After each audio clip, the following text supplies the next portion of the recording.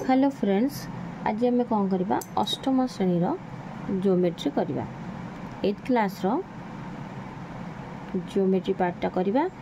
आम आगुरी पढ़ते एबे 1B टा को करवा। 1B रो प्रथम आम कौन करवा कोण क्या कहुए देखा। कोणर संज्ञा आमर दे देछि किछि बुझे दउछि मु बहिरे संज्ञा दे देछि।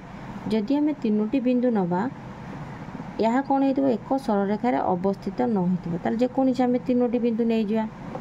देख गोटे सरलरेखार अवस्थित नुह जदि गोटे सरलरेखार अवस्थित न हो ताहले आम कौन कर तीनोटी बिंदुर आम नाम देदेबा ए बी सी। देख बी ए को संयोग कले बी सी की संयोग कले जदि बी ए रश्मि आ बी सी रश्मि को आम संयोग करवा संयोग फल जहाँ सृष्टि है यहाँ हूँ कोण। यहाँ को आम कोण कहुए यार नाम दे था ए बी सी। कौन है ए बी सी कोण। देख कौन हम दुईटी रश्मि जितेबाला परस्पर को गोटे बिंदु रे केवल गोटे बिंदु रे संयोग कला परे जो सृष्टि होता है ताकू आम कोण बोली कही था। ये है आमर कोण। ए कोण को आम नाम दे पारिबा ए बी सी बा आम लिखिपर सी बी ए कोण बोली लिखिपर। ताले कोण दुटा क्या क्या मध्य अवस्थित बी ए रश्मि और बी सी रश्मि संयोग रे आमर ए कोण कौन है सृष्टि होती। आम देखा कोणर अंतर्देश। आम देखा कौन ना कोणर अंतर्देश। कोणर अंतर्देश कौन ना कोण भितर जतक रहिले मुधरा जो बिंदु दे P Q R S T ये सब है आमर कोणर अंतर्देश। एगुड़िक आम कहीपर T S P Q R बिंदु ये सब है कोणर अंतर्देश। ये है कौन हम एम एन बिंदु ये है कोणर कौन बहिर्देश। एटी भी गोटे नहीं पारिबा धर जो आ नाटा दबा कौन जेड ताले एगुड़ा सब हूँ आमर एम एन जेड एला बहिर्देश। कोणर अंतर्देश गला बहिर्देश गला। एबे उपरिस्थटा देखिबा कोणर उपरिस्थ बिंदु उपरिस्थ बिंदु किए हम ना के ओ एल ये बिंदु दुए कौन है ना कोणर उपरिस्थ। आम तो जानले अंतस्थ उपरिस्थ आला कौन बहिस्थ बिंदु जानले। कोण को माप केमती कर ना कोण को माप आमर कौन करवा ये बिंदु उपरे आमर जो सेट स्क्वायर साहाय्य आम कौन करवा कोणर माप कर आ कोणर माप सब बेले कौन होइतबो ना वास्तव संख्या होइतबो। कोणर माप सब बेले कौन होइते आमर वास्तव संख्या।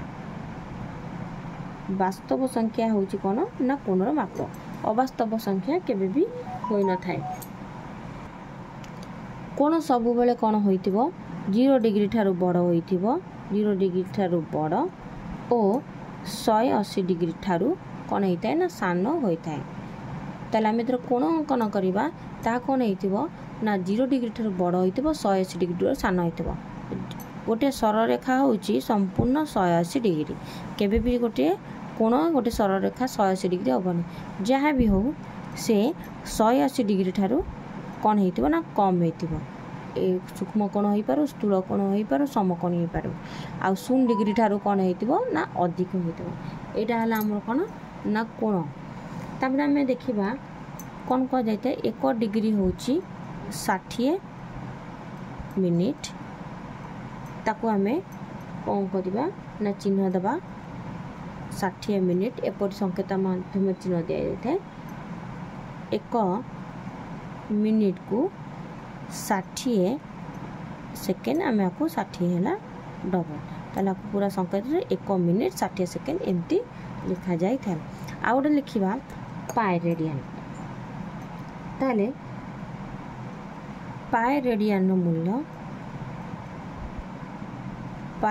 मूल्य केते ना 180 डिग्री पाए रेडियन मूल्य 180 डिग्री आ पाएर पाखापाखि आसनमान मूल्य हूँ 3.1415 आउ पाएर भी मूल्य कौन ना 22 व्यक्तक 7 थाए ताले तार आसनमान मूल्यटा आमर कौन हो 3.1415 एबे देखिबा कौन ना ए बी सी कोणर समद्विखंडक हूँ किए बीपी जदि बीपी समद्विखंडक हम ये आमर कौन है ना बीपी समद्विखंडक एटा मन रखा बीपी जदि समद्विखंड है ताले एक कोण दुटा परिमाण केते हम समान हम एक कोण परिमाण जी एक कोणर परिमाण से मन कर ए बी सी कोणर परिमाण जदि 50 डिग्री है ताले ए बी पी समान पी बी सी केते हम बड़ कोणर विभक्तक 2 अर्थात 25 डिग्री हम ताले ए दुटा कौन हम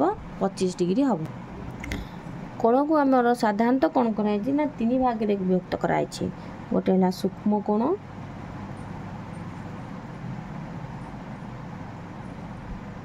आ गोटे आमर समकोण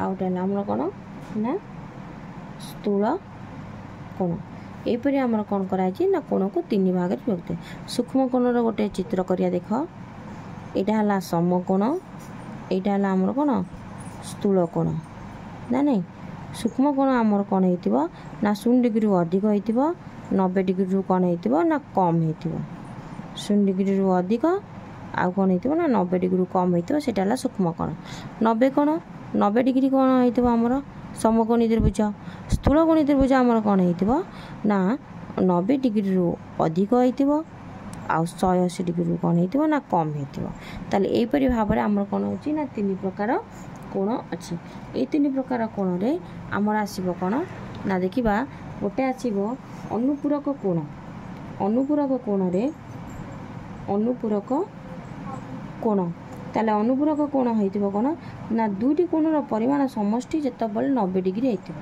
ताले दुईटी कोणर परिमाण समष्टि आमर कोन होइतिबो ना 90 डिग्री होइतिबो x + y जे आम जदि 90 डिग्री होइतिबो ताले सेटा अनुपूरक कोण अर्थात कोन होइतिबो 90 degree minus x 90 minus x degree सेमति परिपूरक आसीबो कोन परिपूरक कोण होइतिबो कोन ना दुईटी कोणर परिमाण समष्टि आम जदि कोन होइतिबो ना 180 डिग्री होइतिबो अर्थात परिपूरक कोणटा केन पाइबा ना 180 डिग्री फेरण x ताले एटा हला हमर कोन अछि ना परिपूरक कोण अछि ताले एपरि भाव में नेक्स्ट क्लास रे हम कोन करबा ना आउ टिके विपरीत कोण आउ हमर सन्निहित कोण विषय पढ़ी कि आम कोन करबा अभ्यासटा आरंभ करबा।